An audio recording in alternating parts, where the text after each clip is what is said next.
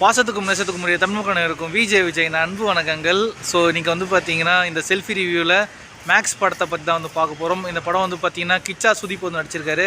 நீங்கள் நானி பார்த்துருப்பீங்க. நானி படத்தில் வந்து பார்த்தீங்கன்னா மிகப்பெரிய வில்லனாக வந்து நடிச்சிருந்தார். அவர் தான் இந்த படத்தில் வந்து நடிச்சிருக்காரு.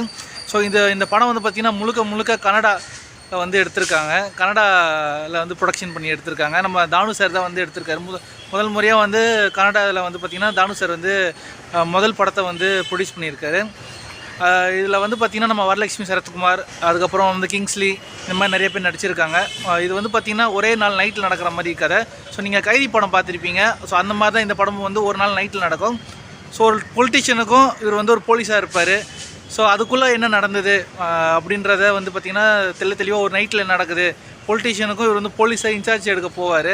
ஆல்ரெடி சஸ்பெண்டில் இருப்பார், போலீஸை இன்சார்ஜ் எடுக்க போவார். ஸோ அப்போ என்ன நடந்தது, அவங்க வந்து பார்த்திங்கன்னா மினிஸ்டர் பசங்க வந்து அரெஸ்ட் பண்ணிவிடுவாங்க.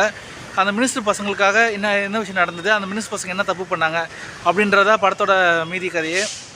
இதில் வந்து பார்த்திங்கன்னா சைல்டு அப்யூஸ் பற்றி கொஞ்சம் இதாக சொல்லியிருக்காங்க. ஸோ ஒரு 13 வயசு பொண்ணை வந்து இது பண்ணிவிடுவாங்க. அதையும் வந்து இந்த படத்தில் வந்து அதை பற்றியும் காட்டியிருக்காங்க. ஸோ ஓவராலாக வந்து பார்த்திங்கன்னா படத்தோடைய மியூசிக்கு, சினிமோட்டோகிராஃபி வைஸாக எல்லாமே ரொம்ப நல்லா இருக்குது. காமெடி ரோலுக்கு ஓகே. வரலட்சுமி சரத்குமாருக்கு ஒரு மாறுபட்ட நடிப்பை வந்து வெளிப்படுத்தியிருக்காங்க.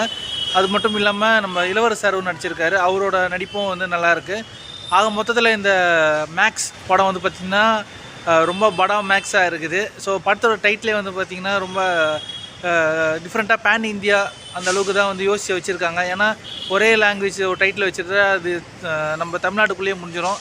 இந்த வேர்ல்டு ஃபுல்லாக போகணும், பேன் இந்தியாவாக இருக்கணும் அப்படின்றதுனால தான் மேக்ஸ் அப்படின்றத ஒரு நல்ல டைட்டில் வந்து சூஸ் பண்ணியிருக்காங்க.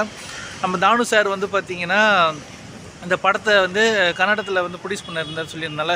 ஆல்ரெடி வந்து பார்த்திங்கன்னா கன்னடத்தில் நேற்று ரிலீஸ் ஆகிடுச்சு. அங்கே வந்து செம்ம ஹிட்டு, கமர்ஷியல் ஹிட்டு, எதிர்பார்க்காத அளவு கலெக்ஷன் வந்திருக்கு அப்படின்னு சொல்லியிருக்காரு கன்னடத்தில்.